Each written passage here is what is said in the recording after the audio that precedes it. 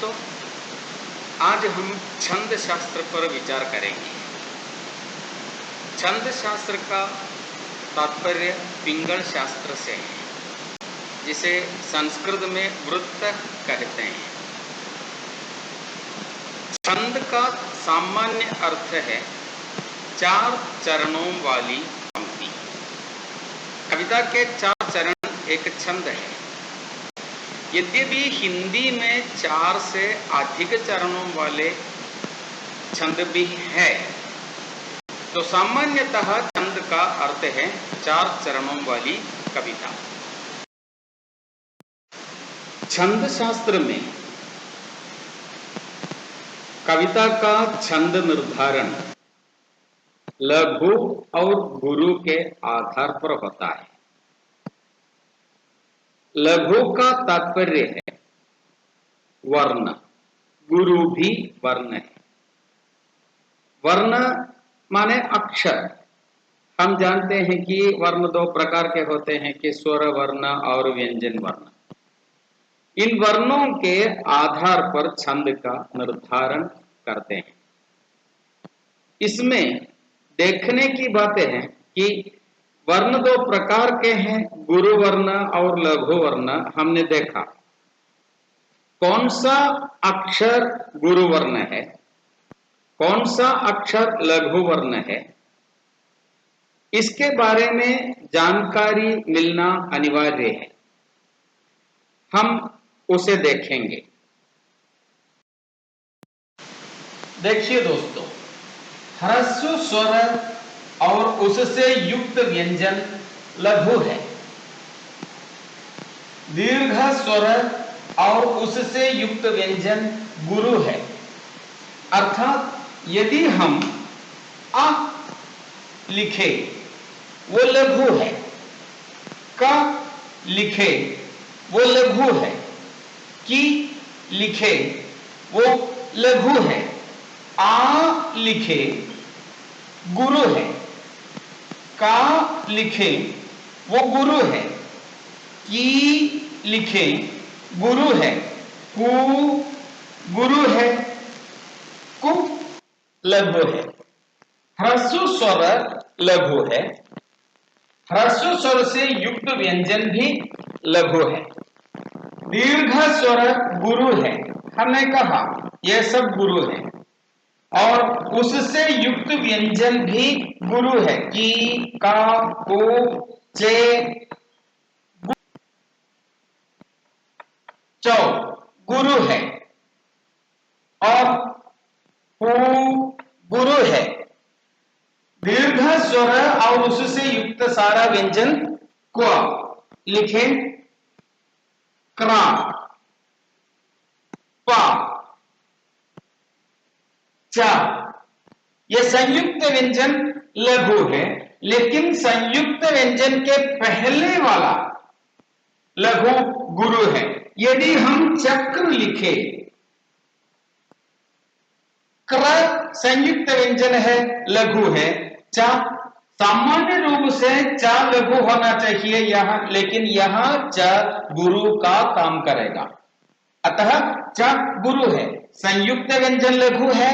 संयुक्त व्यंजन के पहले वाला लघु गुरु माना जाता है और अनुस्वार और विसर्ग गुरु है। कंस यदि हम लिखे तो कम गुरु है और अतः हम लिखे यह ता गुरु है। तो गुरु और लघु जानने के कुछ नियम इस प्रकार है, जरा ध्यान से पढ़ना चाहिए इसे। ह्रस्व स्वर और उससे युक्त व्यंजन लघु है। दीर्घ स्वर और उससे युक्त व्यंजन गुरु है। संयुक्त व्यंजन लघु है। संयुक्त व्यंजन के पहले वाला लघु गुरु माना जाता है। अनुस्वार या विसर्ग से युक्त अक्षर गुरु है। तो गुरु क्या है और लघु क्या है, इसकी सामान्य जानकारी तो आपको मिली होगी। यहां देखने की बात है कि गुरु के उच्चारण में समय अधिक लगता है। लघु के उच्चारण में समय कम लगता है, अर्थात क कहने में एक मात्रा होती है, क कहने में दो मात्राएं होती हैं। अतः छंद शास्त्र में ऐसा निर्धारण, गुरु वर्ण का तात्पर्य है दो मात्राओं से, लघु वर्ण का तात्पर्य है एक मात्रा से। अब हम थोड़ा इसकी विवेचना करेंगे। देखिए दोस्तों, लघु का यह चिन्ह है, गुरु का यह चिन्ह है, तो इसी चिन्ह को हम लघु मानेंगे, इसी चिन्ह को हम गुरु मानेंगे। हमारे यहां एक उदाहरण लिखा है, देखिए, नीलोपल तन श्याम काम कोटि शोभा अधिक सुनि अतासु गुणग्राम जासु नाम अघ घग बधिक। यह एक छंद है, 4 चरण है।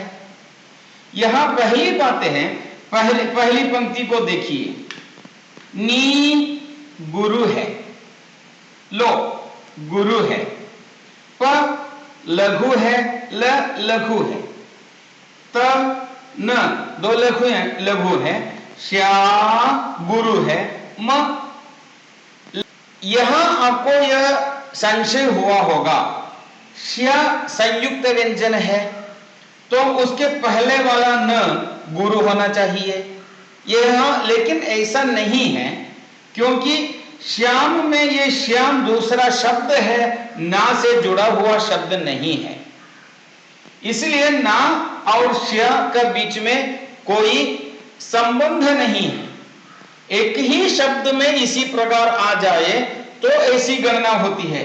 श्या इसलिए गुरु है क्योंकि यह दीर्घ है, दीर्घ स्वर और उससे युक्त व्यंजन गुरु माना जाता है। तो यहां इसी प्रकार होता है। अगली पंक्ति देखिए, का गुरु है, म लघु है, को गुरु लघु, सो गुरु भा गुरु अधिक लघु है।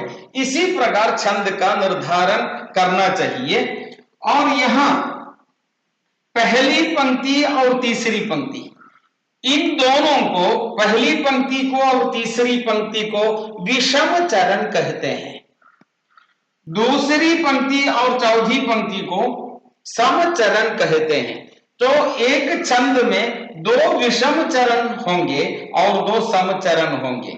एक विषम चरण और एक समचरण, इन दोनों को जोड़कर मिलाकर दल कहते हैं। अर्थात एक दल में एक विषम चरण होता है, उससे युक्त समचरण भी होता है, दूसरे दल में विषम चरण समचरण। तो छंद में 4 चरण होते हैं, 2 विषम चरण होते हैं, 2 समचरण होते हैं और 2 दल होते हैं।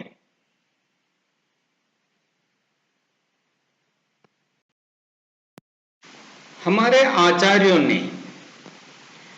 50 के आसपास छंदों का निर्धारण किया है, लेकिन हम यहां कुछ प्रमुख छंदों के बारे में देखेंगे। हमने देखा छंद के अंदर गुरु और लघु वर्ण होते हैं, अर्थात इन वर्णों के आधार पर छंदों का निर्धारण होता है। तो एक दफा यह भी कहा कि गुरु एक वर्ण है, लघु एक वर्ण है, और यह भी हमने कहा कि लघु वर्ण के लिए एक मात्रा और गुरु वर्ण के लिए 2 मात्राएं होती हैं।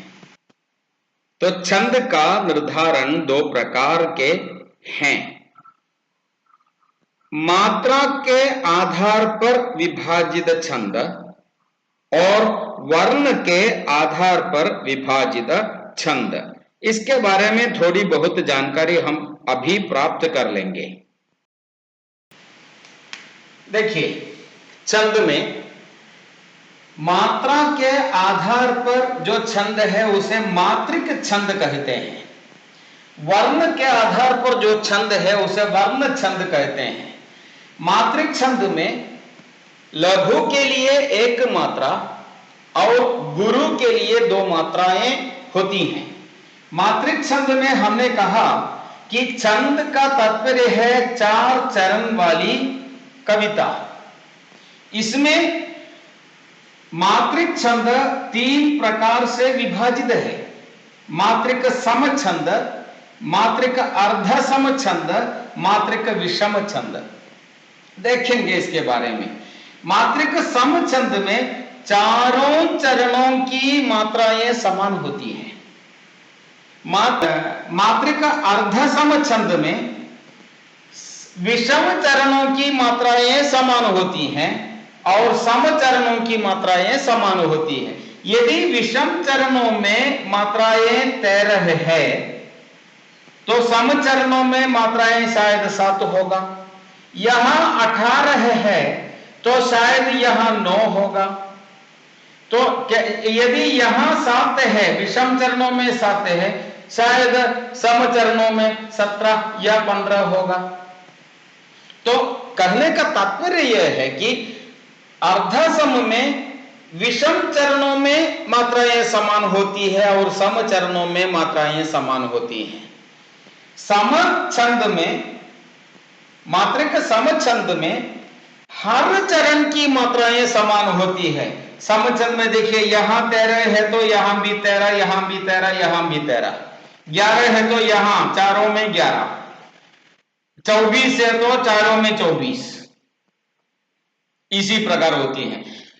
विषम छंद में क्या होता है, चारों चरणों की मात्राएं अलग अलग होती है। पहले हमने कहा हिंदी में कुछ ऐसा छंद है जिसमें 4 चरण नहीं है, 4 से अधिक चरण है। उसके लिए एक उदाहरण है कुंडलिया। कुंडलिया में 6 चरण होते हैं। तो पहले हम मात्रिक छंद के बारे में देखेंगे। अब स्पष्ट है कि मात्रिक छंद में गुरु के लिए 2 मात्राएं और लघु के लिए 1 मात्रा होती है। मात्रिक छंद के 3 प्रकार हैं, मात्रिक सम छंद, मात्रिक अर्ध सम छंद और मात्रिक विषम छंद। अर्थात मात्रिक सम छंद को मात्रा सम छंद और मात्रिक अर्ध सम छंद को मात्रा अर्ध सम छंद, मात्रिक विषम छंद को मात्रा विषम छंद भी कहते हैं। अर्थात मात्रिक छंद को मात्रा छंद भी कहते हैं। बाकी हम अगली कक्षा में विचार करेंगे। तब तक नमस्कार। JLT हिंदी और HST हिंदी बनने के लिए हमारा कोचिंग क्लास है त्रिशूर शहर में। कृपया संपर्क करें शक्तन तंबुरान हिंदी कॉलेज।